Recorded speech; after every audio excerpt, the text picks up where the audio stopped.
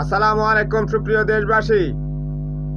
আয়নাগরের প্রবক্তা এবং গুম খুনের প্রধান মাস্টারমাইন্ড ব্রিগেডিয়ার জিয়াউল হাসান কোর্টে তার হাত নেড়ে কিছু বলতে যাচ্ছিল, কিন্তু পুলিশ যখন তার হাত আটকিয়ে দেয়, সে পুলিশকে ধমকের সুরে বলে, তোমরা মার খেয়েছো, ভবিষ্যতে আরও মার খাবে।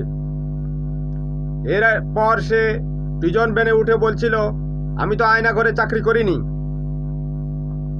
চিন্তা করেন কত বড় ঠান্ডা মাথার খুনি এই নির্লজ্জ জিয়াউল হাসান।